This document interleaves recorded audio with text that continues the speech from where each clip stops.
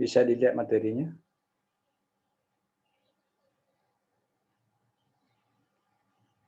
Bisa dilihat ya? Bisa, Pak.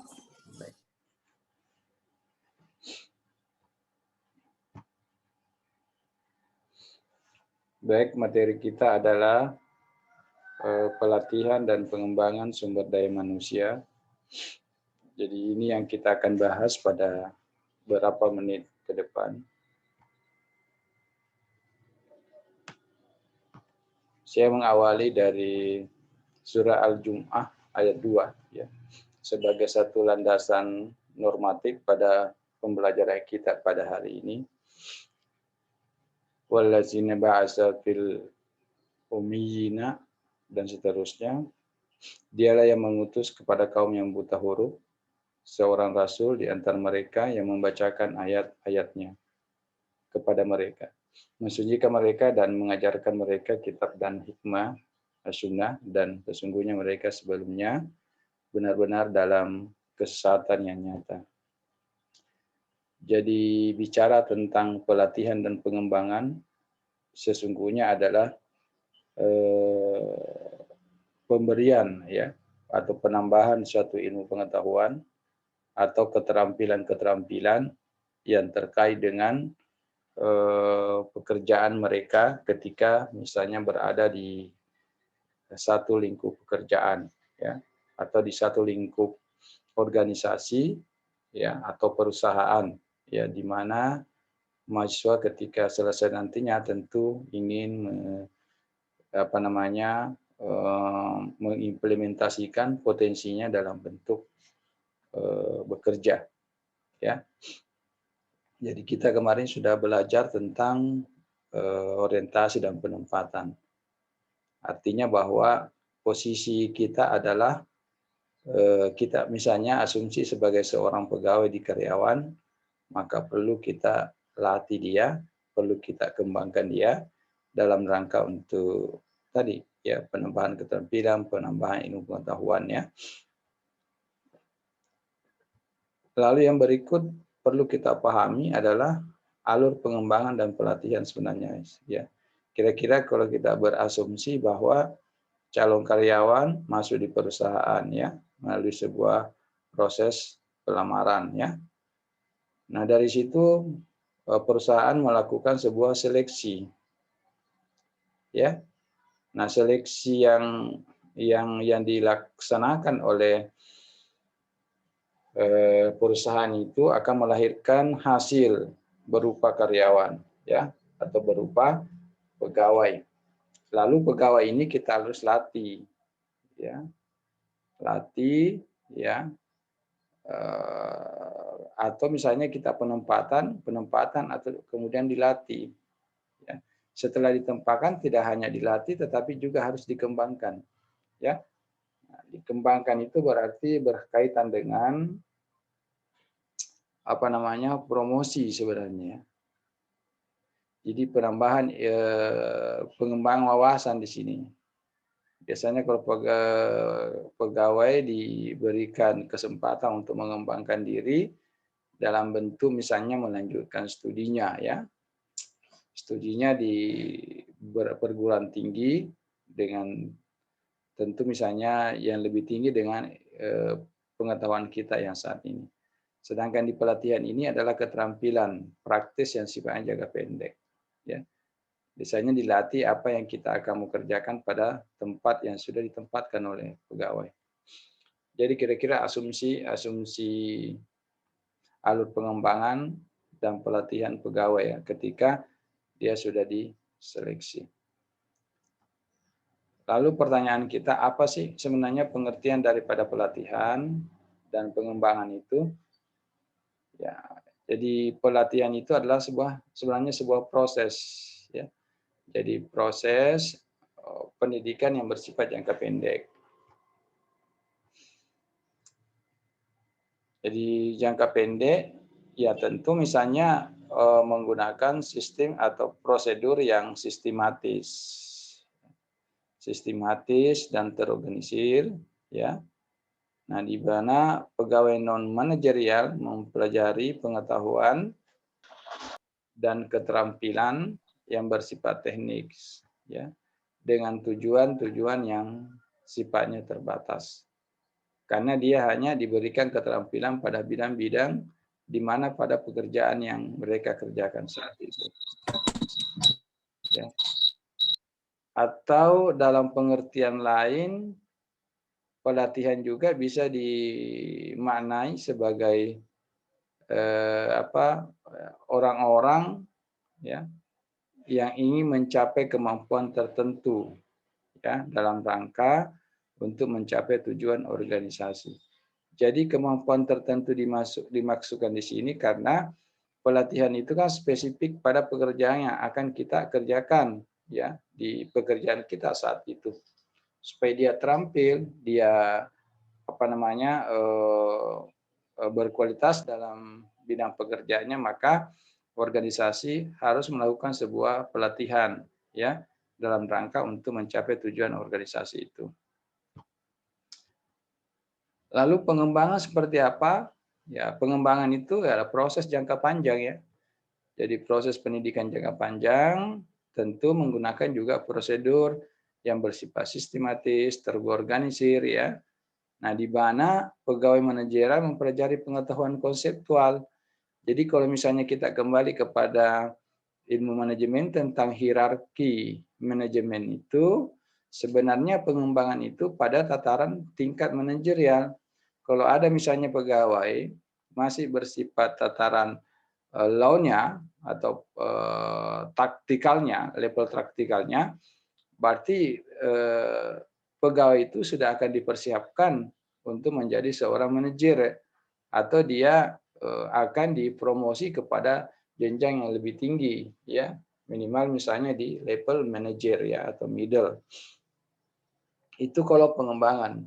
Jadi nampak di sini dua pengertian ini nampak perbedaannya ya, pelatihan sifatnya jangka pendek dan pengembangan pegawai itu sifatnya jangka panjang. Nah, di definisi lain dimaksudkan latihan itu dimaksudkan untuk memperbaiki penguasaan ya. Jadi penguasaan, keterampilan, ya. Kemudian teknik pelaksanaan kerja ya. Itu terinci dan rutin ya. Kemudian pengembangan itu mempunyai ruang lingkup yang lebih luas ya. Jadi memperbaiki dan meningkatkan kemampuan, keterampilan, sikap dan sifat-sifat kepribadian. Ya. Ini definisi sekolah relevan dengan yang pertama tadi yang saya sampaikan, yaitu pendidikan jangka pendek, pengembangan pendidikan jangka panjang. Nah,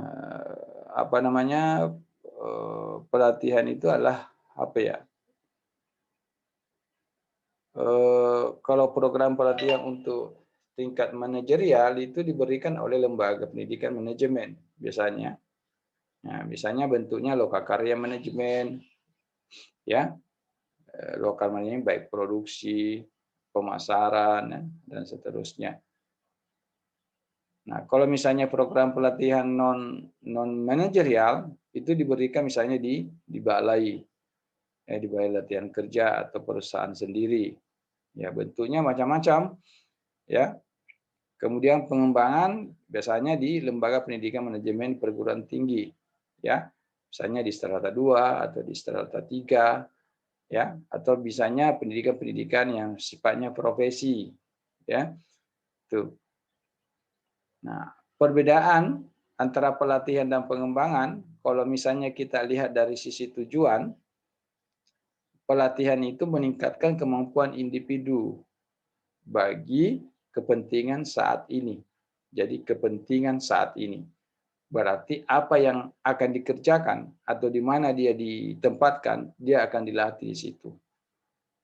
Nah, kalau misalnya pengembangan, tujuannya, dilihat dari tujuannya, berarti peningkatan kemampuan individu bagi kepentingan jabatan akan datang. Ya. Jadi kepentingan jabatan akan datang saat ini dan pengembangan akan datang. Ya. Dari sisi sasaran, perbedaannya dari sisi sasaran, kalau pelatihan meningkatkan kinerja jangka pendek. ya. Kalau pengembangan peningkatan kinerja yang sifatnya jangka panjang.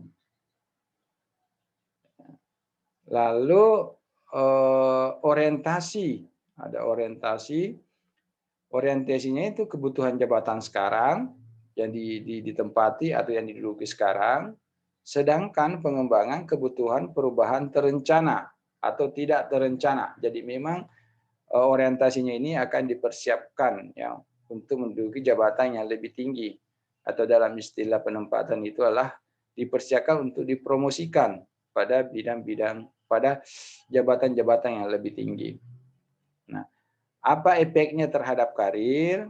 Ya, kalau dia pelatihan, efeknya itu terkait dengan karir relatif rendah, dia efeknya itu kalau pelatihan.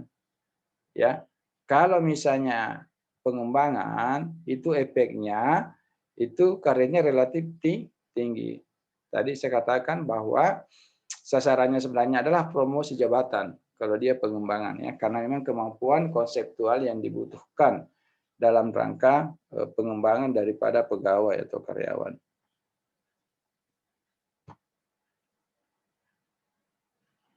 Ini sudah ya. Ini tadi kalau misalnya kita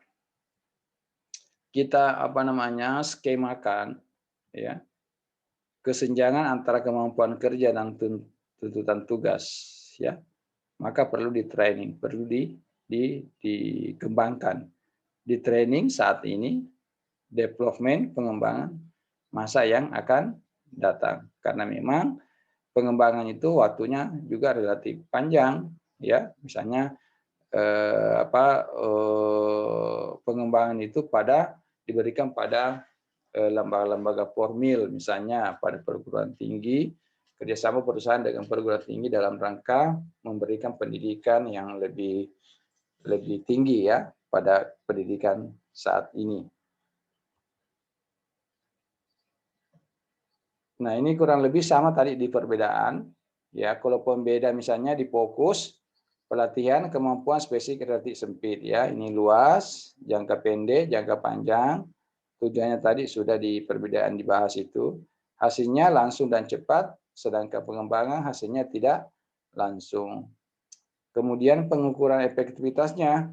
Kalau dia pelatihan, penilaian kinerja, analisis biaya, tes kelulusan, dan sertifikasi. Itu pengukuran efektivitasnya. Kalau dia pengembangan, pengukuran efektivitasnya itu adalah SDM yang siap ditugaskan atau SDM yang siap dipromosikan. Ya. Lalu prinsip-prinsip perencanaan pelatihan dan pengembangan. Jadi, perlu kita perhatikan ketika misalnya kita merencanakan sebuah pelatihan dan pengembangan pada sebuah pegawai, katakanlah misalnya nanti suatu saat Anda ditugaskan pada bidang HRD, Human Resource Development, ya, yang menangani tentang manajemen sumber daya manusia perusahaan. Maka ketika misalnya kita mau merencanakan sebuah pelatihan dan pengembangan pegawai atau karyawan, maka ini prinsip-prinsip yang harus diperhatikan. Yang pertama adalah prinsip materinya. Ya, tentu materi yang kita susun harus sistematis ya dan berdasarkan dengan tahapan-tahapannya. Ya. Tahapan-tahapan yang dimasukkan pada poin 2 itu adalah harus disesuaikan dengan tujuan yang hendak dicapai oleh satuan kerja atau misalnya tujuan yang dicapai oleh organisasi atau perusahaan. Ya. Kemudian prinsip yang ketiga adalah penatarnya. Ya, penatar harus memiliki kemampuan untuk memotivasi, ya, memotivasi, dan tentu yang lebih penting adalah menyebarkan sebuah respon, ya, membuat sebuah respon yang berhubungan dengan materi yang akan diberikan oleh pegawai, ya, atau yang mau dilatih. Terus prinsip yang keempat adalah tentu adalah penguatan. Ya, penguatan ini berguna untuk membangkitkan, ya, membangkitkan sebuah respon yang positif, ya, dari peserta. Jadi penguatan di sini adalah penguatan dalam rangka untuk membangkitkan respon positif bagi peserta.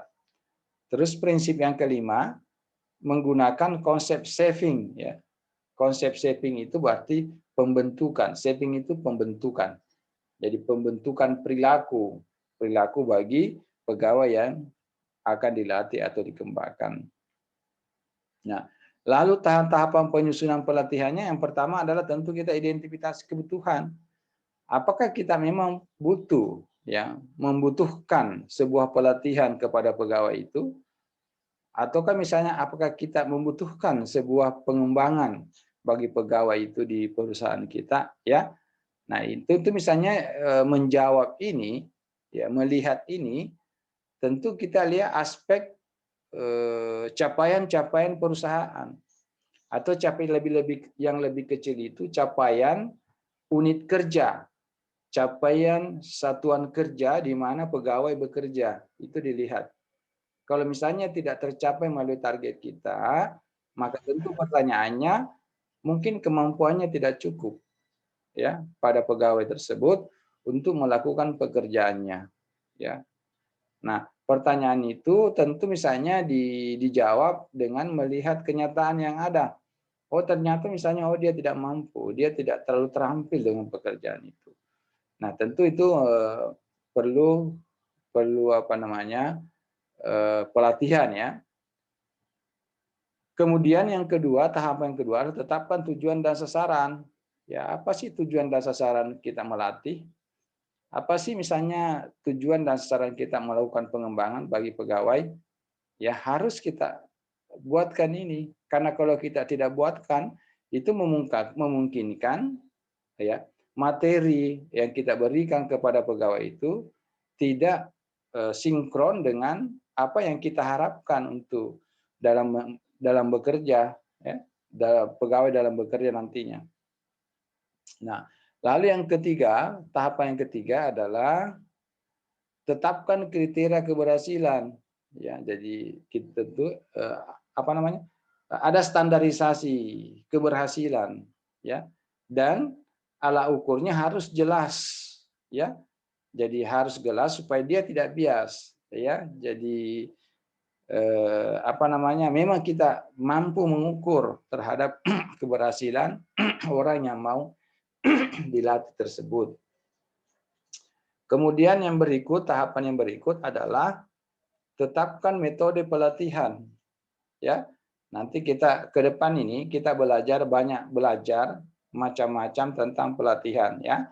Karena tidak semua apa namanya eh, eh, pegawai atau karyawan yang dilatih cocok dengan semua metode. Ya, tentu banyak metode yang kita harus pilih yang relevankan dengan pekerjaan yang mereka akan kerjakan di perusahaan. Lalu yang keempat, tahapan keempat adalah adakan percobaan dan revisi. Jadi coba dan revisi. Coba dan revisi. Kalau dicoba misalnya tidak sesuai dengan harapan yang kita sudah susun sebelumnya, maka tentu kita harus melakukan sebuah revisi. Ya, karena itu harus ada sistem coba-coba sesungguhnya. Kemudian yang berikut implementasi dan evaluasi. Jadi implementasi dalam bentuk ya bekerja, ya, kita implementasikan, kita berikan kesempatan untuk mengimplementasikan materi yang mereka sudah dapatkan melalui sebuah pelatihan. Dan lalu kita evaluasi, ya. Jadi begitu seterusnya sebenarnya. Itu tahapan-tahapan penyusunan pelatihan dan pengembangan.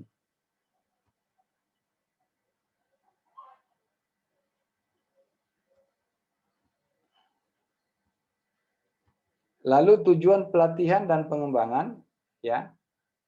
Tujuannya adalah ada penghayatan dan ideologi tentu, ya. Ideologi harus tanamkan kepada diri pegawai pada yang bekerja pada kantor kita. Mereka harus tahu ideologi perusahaan. Mereka harus tahu ideologi organisasi, ya. Yang kedua adalah produktivitas kerja, ya. Tentu produktivitas kerja berarti peningkatan produktivitas kerja, ya. Kemudian peningkatan kualitas kerja, ya, kualitas kerja. Jadi keterampilan, pelatihan, dan pengembangan itu ya tentu adalah peningkatan kualitas kerja. Kemudian ketercapaian daripada ketetapan HRP, ya, Human Resource Planning. Jadi apa yang kita sudah planningkan sebelumnya itu kita akan implementasikan planning itu dalam pelatihan dan pengembangan. Ya, yang kelima, tujuan yang kelima adalah tentu sikap moral dan semangat kerja. Ya, harus tumbuh dan berkembang dalam diri pegawai atau karyawan. Kemudian yang tujuan berikut adalah rangsangan untuk berprestasi maksimal. Nah, tentu misalnya dengan pelatihan, dengan pengembangan, ya tentu berdampak pada pegawai itu sendiri. Artinya ada stimulasi, ada stimulan pada diri pegawai untuk selalu berprestasi yang lebih baik, ya, untuk berprestasi maksimal, ya, dalam perusahaan.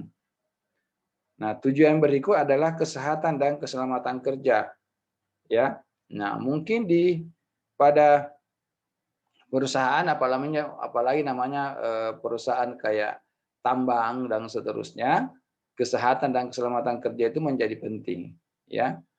Kesehatan dan keselamatan kerja harus diberikan, ya. Dia harus tahu bagaimana menjaga kesehatannya, bagaimana melindungi dirinya. Kemudian menghindari keusangan tentunya. Ya, keusangan di sini kan mungkin saja pegawai itu menjadi bosan kalau ilmu-ilmu itu terus yang mereka dapatkan, ya. Tentu mungkin bisa diberikan pendidikan, ya, yang lebih baik atau yang lebih berkembang sesuai dengan kondisi kekinian. Tujuan ke-9 adalah peningkatan pengembangan pegawai itu sendiri, yaitu sudah pasti. Itu tujuan pelatihan dan pengembangan sekaligus, ya. Nah, lalu yang berikut, ukuran untuk mengevaluasi pelatihan dan pengembangan, ya, ada beberapa hal yang harus dilihat. Yang pertama adalah ada yang disebut dengan opini peserta. Itu ukurannya, ya, untuk mengevaluasi opini peserta. Artinya pihak manajemen menanyakan opini para peserta agar memperoleh respon, ya, dan saran untuk perbaikan terutama dalam tingkat kepuasan. Jadi opini itu penting menjadi masukan bagi manajemen. Misalnya manajemen di tingkat HRD-nya, ya, bagaimana sih respon pegawai terhadap pekerjaan saat ini, ya, bagaimana sih respon karyawan terhadap pekerjaannya apa yang dikerjakan sekarang, ya, apakah misalnya dia puas atau dia tidak puas, ya, kalau tidak puas apa yang harus diperbaiki.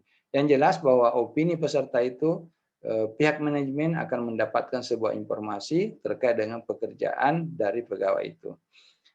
Yang berikut adalah ada istilah tingkat pembelajaran, ya. Jadi mengukur melalui tingkat pembelajaran.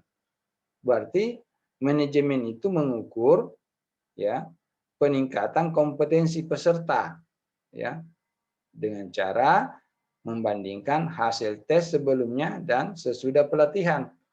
Jadi tingkat pembelajaran itu bisa diketahui. Karena itu sebelum teknis ini, sebelum pelaksanaan pelatihan itu akan dites, dan setelah pelatihan juga akan dites. Ya, baik dari sisi konseptualnya maupun dari sisi praktikalnya, ya. Itu ukuran yang kedua.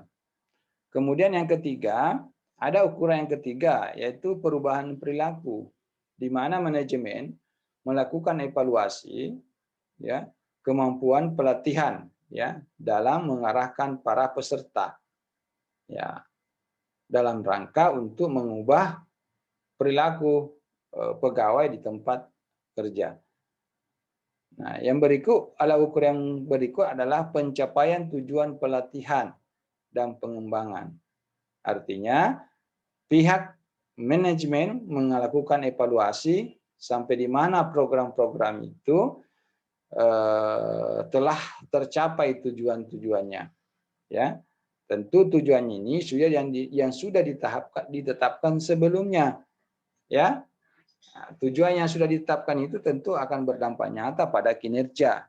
Jadi sehingga memudahkan untuk melakukan evaluasi, ya, atau memudahkan untuk mengukur daripada pelatihan dan pengembangan. Yang berikut adalah ada istilah benchmarking, ya. Jadi benchmarking itu adalah sebuah proses, sebenarnya kalau bahasa umumnya itu benchmarking itulah studi banding sebenarnya, ya, studi banding.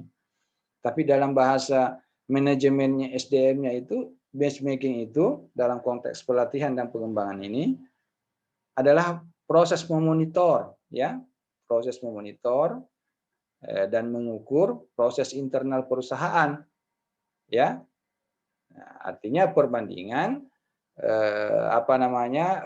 proses-proses internal perusahaan dengan proses-proses internal perusahaan lain, ya, yang mungkin perusahaan sejenis dengan perusahaan kita. Itu ya benchmarking proses, ya, atau proses benchmarking.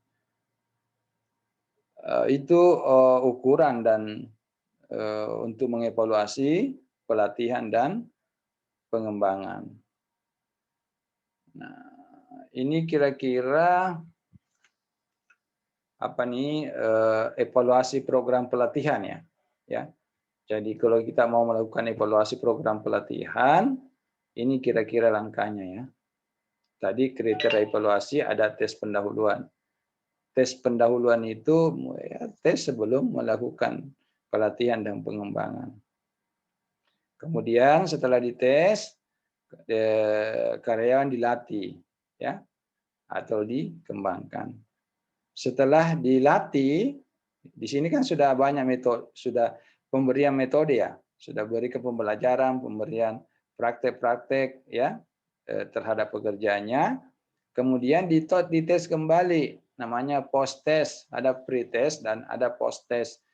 Post test itu berarti evaluasi terhadap peserta pelatihan untuk mengetahui sejauh mana tingkat pemahaman atau penguasaan pengetahuan yang diberikan oleh para mentor atau para pelatih. Ya. Nah, setelah harapannya kan pasti berbeda. Harapannya adalah lebih tinggi pengetahuannya setelah mendapat materi dibanding sebelum mendapat materi pelatihan. Ya. Nah, tentu orientasinya itu adalah transfer atau promosi. Jadi sudah dilatih, ya, kemungkinan besar kita melakukan sebuah transfer. Pergeseran, ya, pergeseran dari satu jabatan tertentu ke jabatan lainnya, ya, pada level yang sama. Itu kalau transfer. Kalau promosi tentu yang pekerjaan yang lebih tinggi, ya, tingkatannya. Transfer dan atau promosi tentu tindak lanjut. Itu, ya. Berikut adalah faktor-faktor yang perlu diperhatikan dalam pelatihan dan pengembangan. Ini, ya, faktor-faktor. Yang pertama adalah perbedaan individu. Biar bagaimanapun juga, ya, dalam satu grup, ya, pelatihan itu pasti kita memiliki karakter yang berbeda-beda. Itu tidak bisa dipungkiri. Itu menjadi sunnatullah, ya. Yang kedua, hubungan dengan jabatan analisis. Ya. Jadi hubungan dengan jabatan analisis. Ya, analisis jabatan yang kita sudah rancang di awal-awal itu, ya, ada. Yang berikut adalah motivasinya, kemudian partisipasi aktifnya, kemudian seleksi peserta penataran, kemudian metode pelatihan dan pengembangan. Itu faktor-faktor yang harus diperhatikan, ya. Ya, diperhatikan kalau kita mau memberikan pelatihan dan pengembangan. Jadi ini sebenarnya diperuntukkan bagi pihak manajemen, manajemen HRD, ya, dan pihak mentor atau pihak pelatih, ya, yang mau melatih pegawai itu, ya.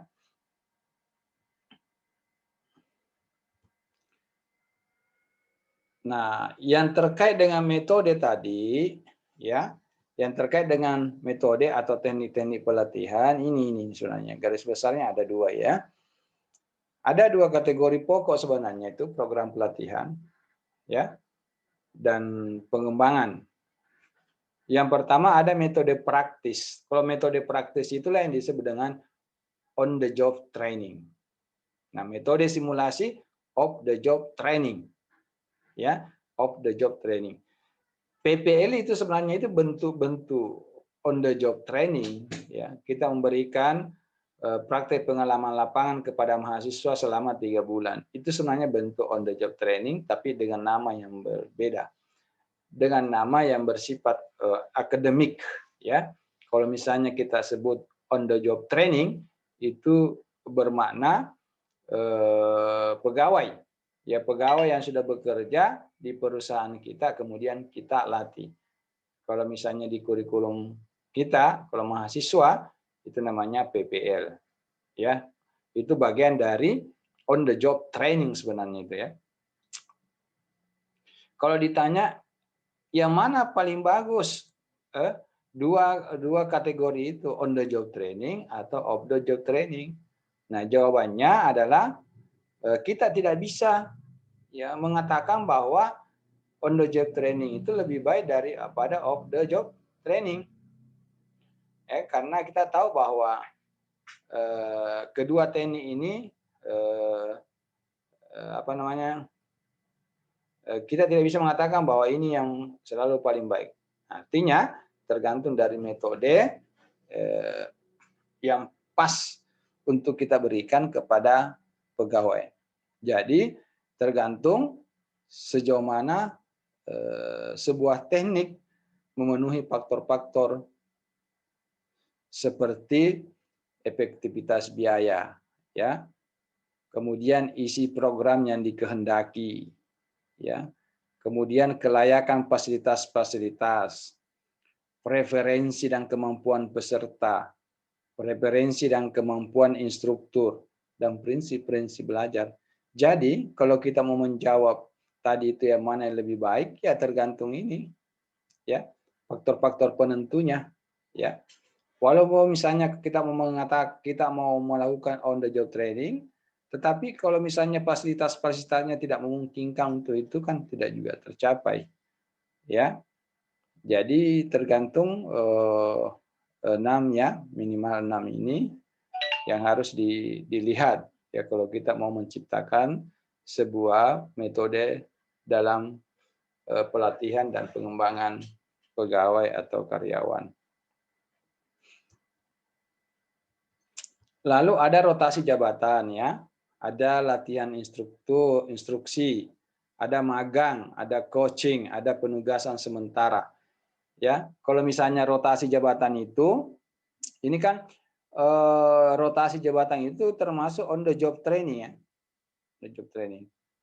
Artinya memberikan kepada pegawai baru pengetahuan tentang bagian-bagian organisasi atau perusahaan yang berbeda, ya, dan praktek berbagi keterampilan manajerial. Itu rotasi jabatan. Kalau misalnya dia pelatihan instruksi pekerjaan, ini digunakan terutama pada untuk melatih, ya, untuk melatih para pegawai tentang cara pelaksanaan pekerjaan mereka saat ini, ya. Nah, kalau magang, PPL juga bisa disebut sebagai magang sebenarnya itu, ya. Merupakan proses belajar dari seseorang atau beberapa orang kepada yang lebih berpengalaman. Jadi kita belajar di perusahaannya. Ada coaching juga. Coaching itu penyelia memberikan bimbingan dan pengarahan kepada karyawan dalam pelaksanaan kerja rutin mereka. Ya, hubungan penyelia dan karyawan sebagai bawahan serupa dengan hubungan tutor mahasiswa. Ya, coaching itu misalnya pembimbing dan para peserta KKS misalnya, para peserta PPL, pembimbing melakukan coaching terhadap pesertanya. Itulah sebuah bentuk on the job training sebenarnya dengan model coaching, ya.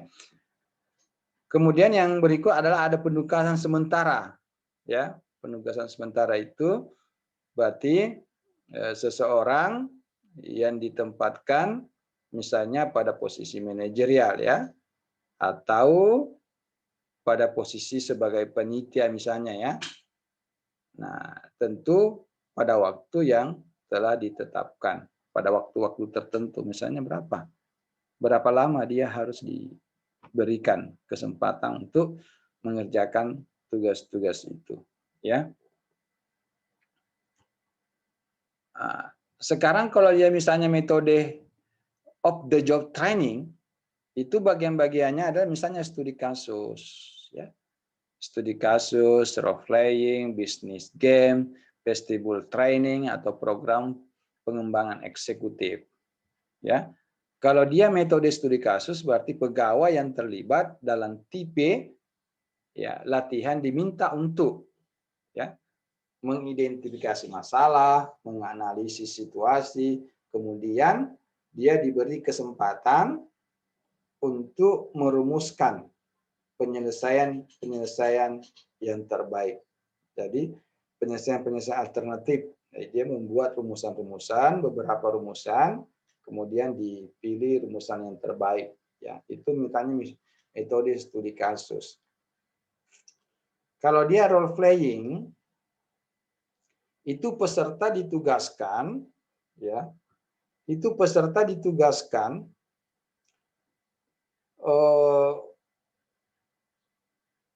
untuk memerankan, ya, memerankan sebagai pegawai tertentu yang digambarkan pada episode tertentu, ya.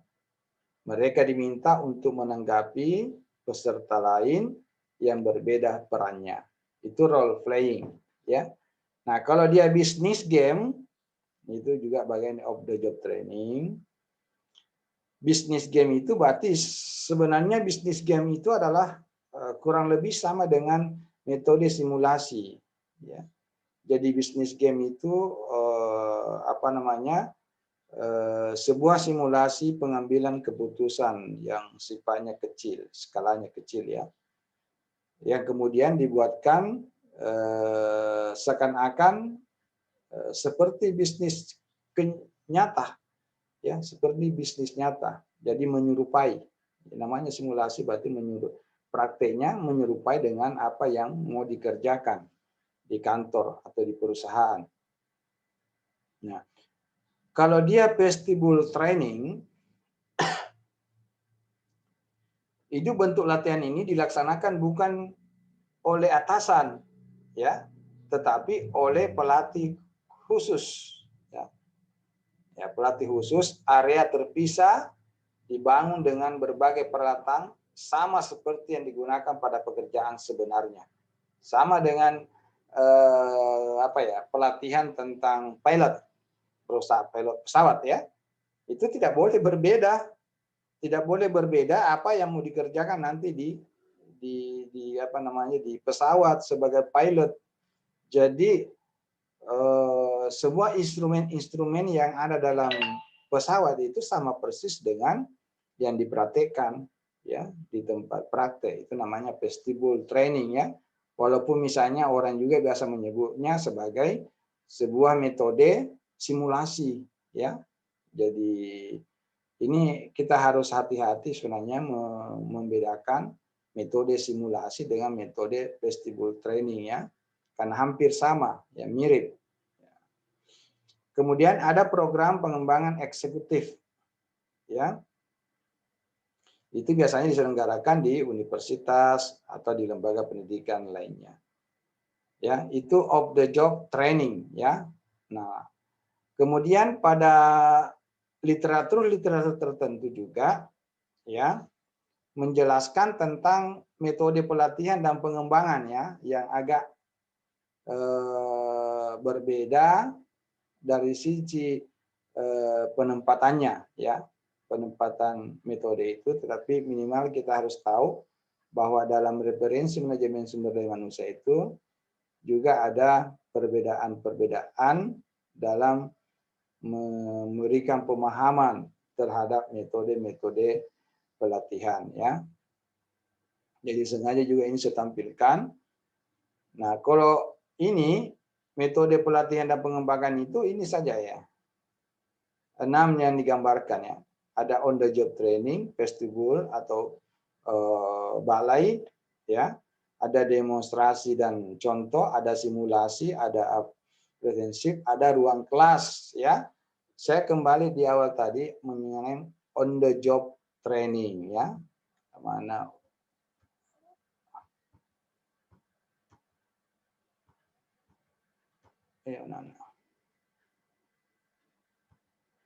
ini on the job training ya, rotasi jabatan, latihan instruksi, magang, coaching, penugasan sementara.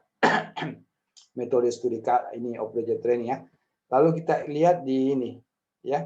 On the job training tadi bagian-bagiannya ya. Ini vestibul ini sebenarnya adalah bagian daripada of the job training ya. Ini demonstrasi, simulasi, apprenticeship dan ruang kelas. Nah, coba kita lihat pembahasannya.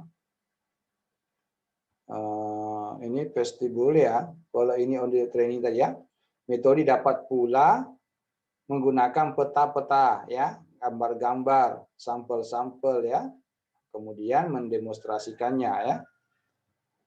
Kemudian vestibul atau balai itu kalau dia vestibul atau balai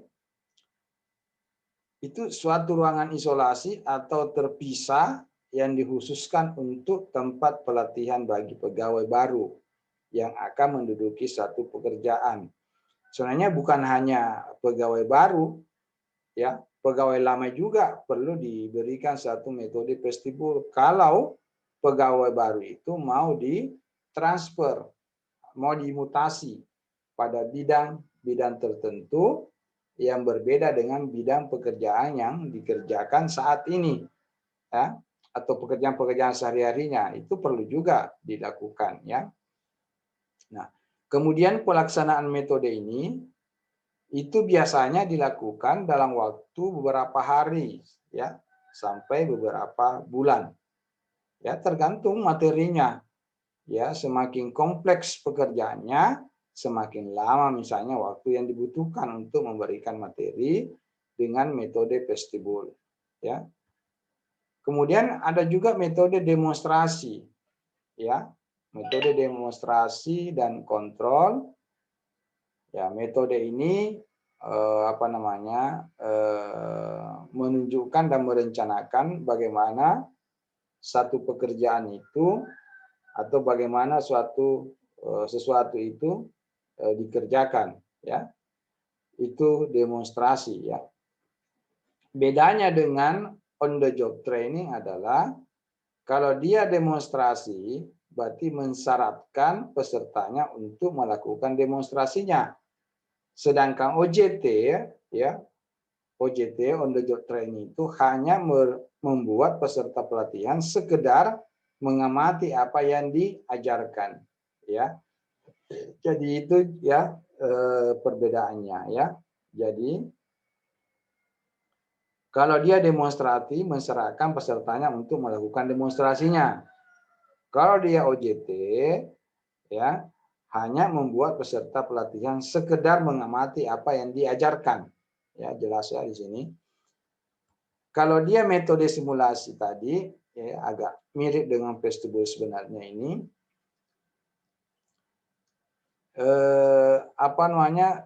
Di mana situasi atau peristiwa menciptakan bentuk realitas atau imitasi dari realitas.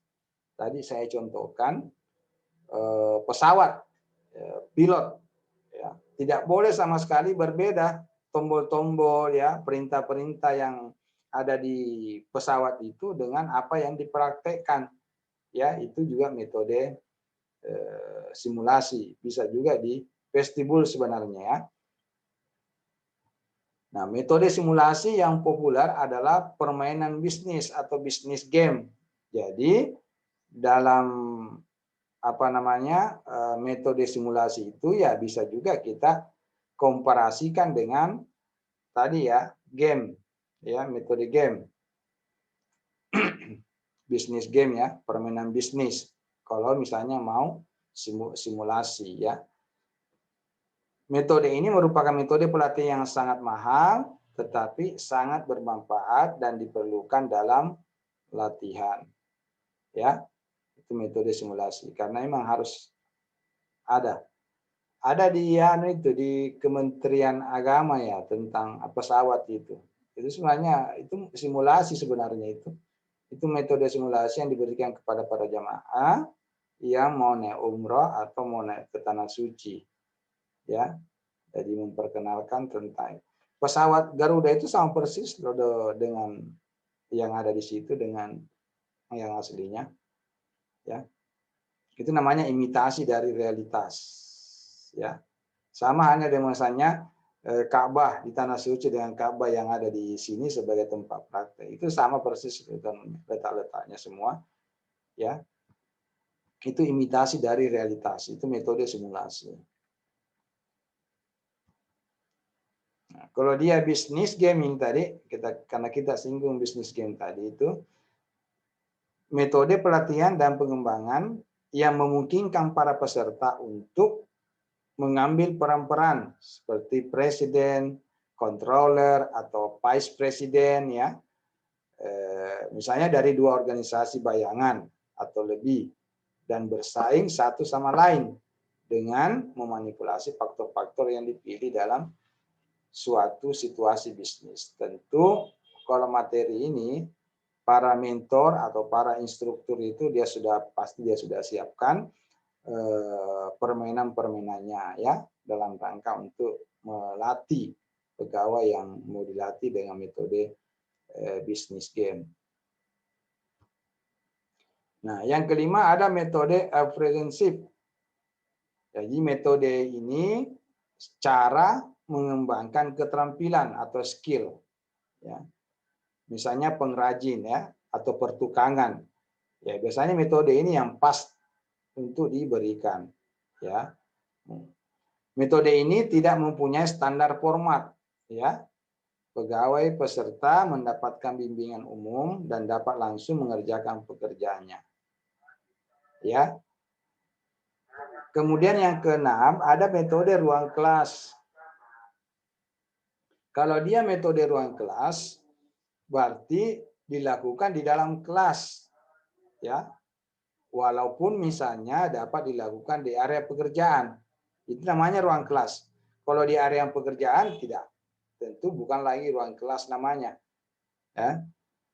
Nah, metode ruang kelas adalah kuliah, misalnya kuliah, konferensi, studi kasus, bermain peran, ya, dan pengajaran berprogram dan seterusnya. Ya. Kemudian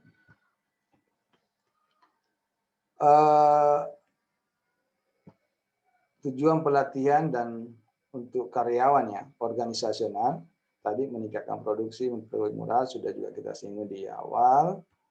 Kemudian metode metode pelatihan manajerial ya. Metode pelatihan pegawai manajerial itu ya misalnya metode kuliah ya, ceramah, metode diskusi, metode kasus, metode permainan bisnis ya. Jadi di awal kita katakan tadi bahwa penggunaan metode ini ya tergantung siapa yang kita mau latih. Kalau dia misalnya pegawai manajerial, yang paling tidak ini apakah dia kuliah, apakah dia ceramah, apakah dia diskusi, apakah dia kasus atau bisnis game, ya. Ya, kalau misalnya tingkat evaluasinya reaksi tadi ya, sudah juga kita singgung tadi di atas ya, reaksi, belajar, perilaku, hasil ya. Kalau reaksi berarti perasaan partisipan terhadap program. Belajar berkaitan dengan pengetahuan keahlian. Perilaku ya berarti terkait dengan perubahan perilaku pegawai ya. Kemudian hasil ya terkait dengan efektivitas ya. Efektivitas pekerjaan organisasi, efektivitas pencapaian hasil ya. Bisa dilihat dari aspek hemat biaya ya. Kemudian pegawai yang celaka dalam pekerjaannya berkurang ya. Kemudian penjualan meningkat ya.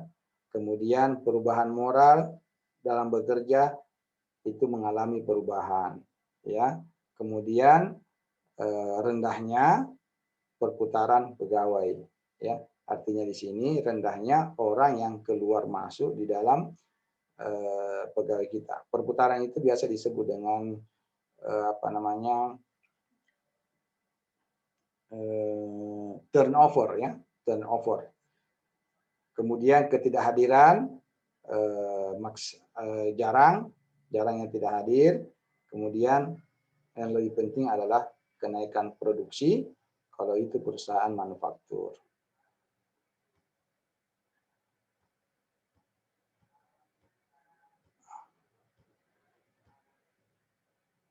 Nah, dari sisi pengembangan karyawan ya, kalau dia pengembangan karyawan berarti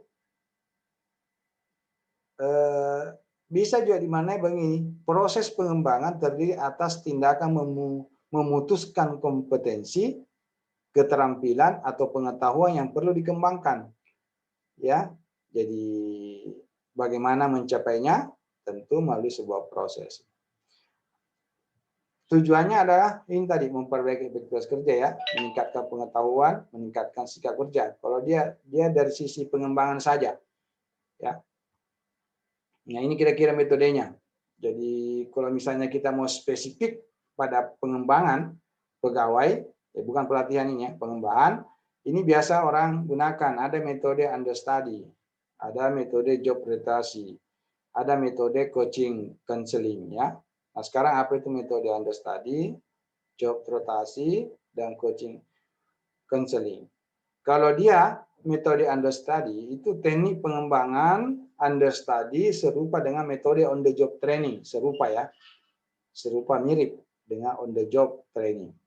Nah, ini peserta diberikan latar belakang masalah dan pengalaman-pengalaman tentang suatu kejadian. Kemudian mereka harus menelitinya dan membuat keputusan. Ya, keputusan rekomendasi secara tertulis tentang masalah-masalah yang berhubungan dengan tugas pekerjaannya. Itu kalau metode understudy. Kalau dia metode job rotasi, tadi ke job rotasi berarti kita hanya merotasi kan? Merotasi dari apa namanya? Dari pekerjaan satu dengan pekerjaan yang lainnya ya. Nah, keuntungannya itu peserta mendapat gambaran yang luas mengenai berbagai macam jenis pekerjaan. Kan lucu kalau misalnya kita mau mempromosikan dia sebagai seorang middle ya, manajemen atau seorang manajer, lalu pekerjaan-pekerjaan yang ada di bawahnya itu mereka tidak paham.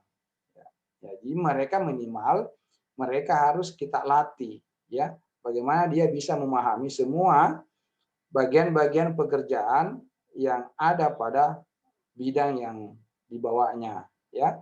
Itu misalnya metode job rotasi ya. Kalau metode job rotasi misalnya diberikan kepada seorang pegawai, itu orientasinya pada promosi biasanya. Jadi suatu saat Anda misalnya bekerja pada sebuah perusahaan ya, lalu ditugaskan oleh pimpinan untuk mengikuti apakah namanya pelatihan atau pengembangan, tapi dia metodenya job rotasi dan modelnya seperti itu. Itu sebenarnya dimaksudkan untuk promosi ya, promosi jabatan. Biasanya jalur karirnya seperti itu.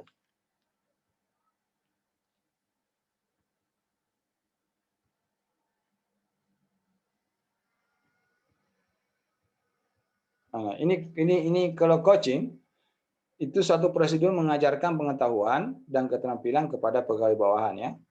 Kalau konseling memberikan bantuan ya kepada pegawai yang dapat menerima ya agar dapat menerima dirinya atau misalnya ada yang stres dan seterusnya ya. Apa ini? Nah, ini faktor penyebab perlunya pelatihan ya. Di antaranya kualitas angkatan kerja, persaingan global, perubahan yang cepat dan terus-menerus, masalah alih teknologi, dan perubahan demografi. Nah, kebutuhan pelatihan, ini analisis persyaratan kerja, analisis organisasi, analisis karyawan, kebutuhan, ini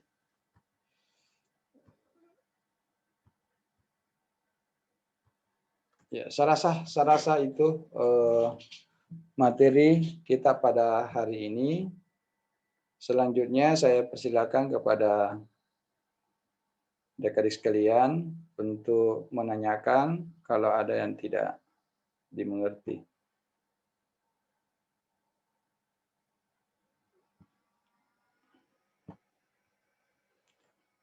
Saya persilakan kalau ada yang mau bertanya.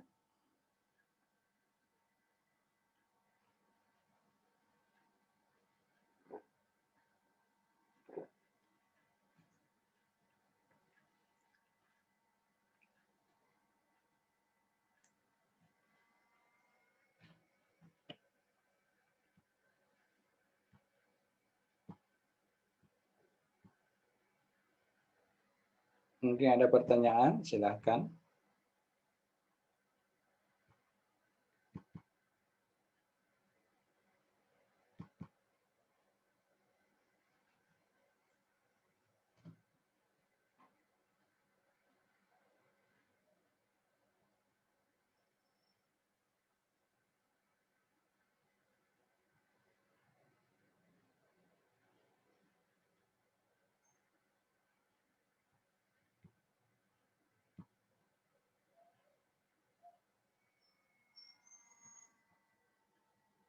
Saya persilakan, mungkin ada pertanyaan.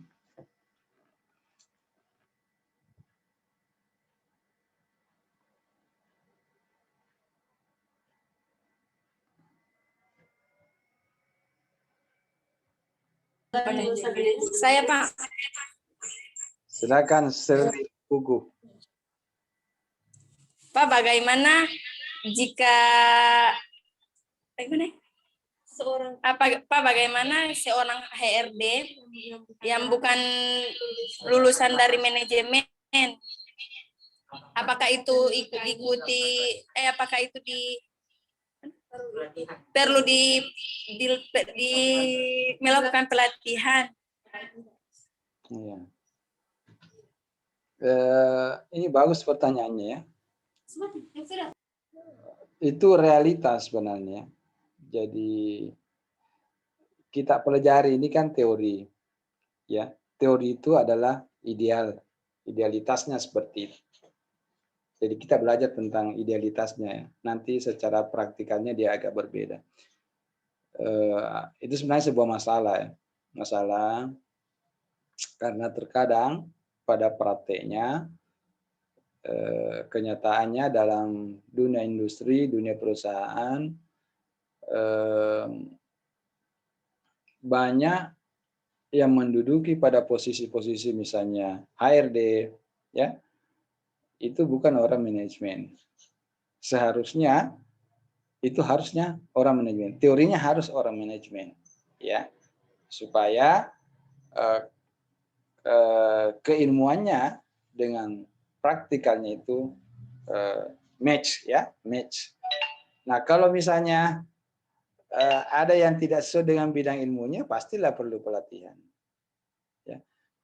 Jadi pegawai-pegawai yang ada di bank syariah itu sebenarnya itu kan banyak juga bukan orang-orang syariah. Ya. Jadi ilmu-ilmu tentang syariah itu mereka hanya dapatkan di